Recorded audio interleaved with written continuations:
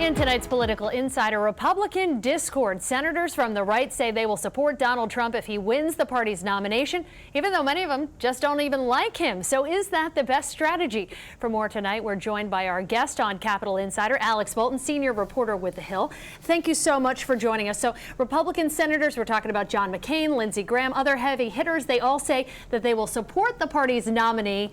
And the polls seem to indicate at this point that it's going to be Donald Trump. So some of them have already gone head to head. How's that going to play out? And will they actually support him when it comes push to shove? Well, they say they will. The Republican establishment isn't happy about Donald Trump leading the polls. They don't think he's the right standard bearer. They're worried about how he polls with Hispanics and women because of some of the comments he's made about Mexicans and about women moderators. But even Republicans who he's clashed with, like John McCain, say that if he's the nominee, they'll back him. And you remember that Trump said that McCain isn't a war hero because, well, he was a war hero because he was captured. I like people better who weren't captured. It was pretty insulting, at least some Republicans thought. Some people thought it was the beginning of the end of the Trump candidacy, but he only continued to surge in the polls. And McCain says no hard feelings. If he's the nominee, he'll get behind him. So that's what they're saying publicly, at least, while privately they're crossing their fingers that he doesn't get the nomination. But they don't want to go against the base. The base likes him, and they don't want to be at odds with the base, and that's why they're saying that they will back him. And it seems almost like a little bit of hedging because they say that they'll support the nominee, but yet none of them have come out and publicly endorsed him. How do you actually think they feel about this candidate? Do they have faith in him? They're just waiting for him to blow up, and they see him as a ticking time bomb. They're surprised he hasn't blown up already, and he's made some comments about Megyn Kelly, the moderator of Fox, about McCain, as I mentioned earlier, about Carly Fiorina recently. He said, "Look at that face. Who would vote for her?" I mean, some comments that have been characterized as misogynistic by some commentators. I think Republicans are stunned that he continues to do so well in the polls, and they're not going to cross him while he's at the top of the heap. But no one's endorsed him, as you've noticed, and that's because they're waiting for him to blow up. They're just puzzled that it hasn't happened yet. Why aren't the polls matching the conventional wisdom in Washington? And what do you think it will take? Do you think that he has staying power at this point if his flubs and his statements that are outlandish up to this point have only increased his popularity with the base? What will it take to drag him down, and is he just a flash in the pan? How long do they have to wait?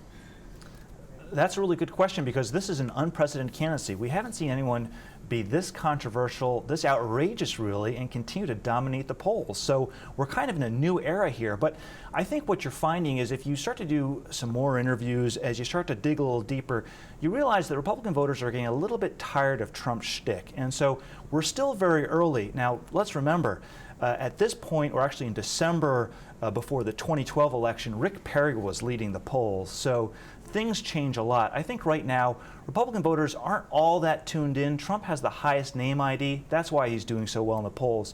But as people start to pay closer attention to the race, they're getting a little bit tired of Trump's antics. And I think in the final analysis, he won't be the nominee. And that's what Republicans say on Capitol Hill. Yes, if he's the nominee, I'll support him. But they'll whisper, I don't think he'll be the nominee. And what do you think about this difference that we see here with the base giving him so much support, politicians behind the scenes sort of hoping for his demise? Is there a disconnect in the Republican Party between what the people seem to want and what the leaders in the party want?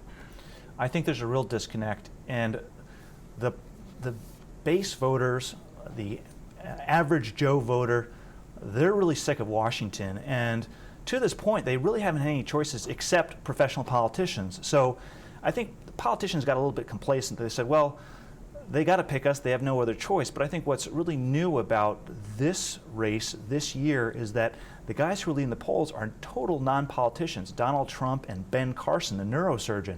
I mean, if you go back to the last Republican presidential primary, Mitt Romney, Newt Gingrich, Rick Santorum, they were all politicians. I guess Herman Cain was the one exception. But here's where you actually have some non-politicians rising to the front of the pack, and that's because they have nothing to do with Washington, and that's where the base is right now. That's really where America is. They're tired of Washington, and they say, not only throw the bums out, let's get someone in a totally different profession. Business people. And real quick, last question for you. Talk about this next debate coming up real quick. What's the impact of that on the campaign? Does Trump implode here? Trump says he expects to be attacked, and candidates like Marco Rubio and Scott Walker say they're going to be more aggressive. You're going to see some people trying to position themselves as anti-establishment candidates and really attack Trump, try to throw some sharp elbows and distinguish themselves. Right now they're getting trounced in the polls, and they need to do something to change that. All right, Alex Bolton, senior reporter for The Hill, thank you so much for your time. We really appreciate it.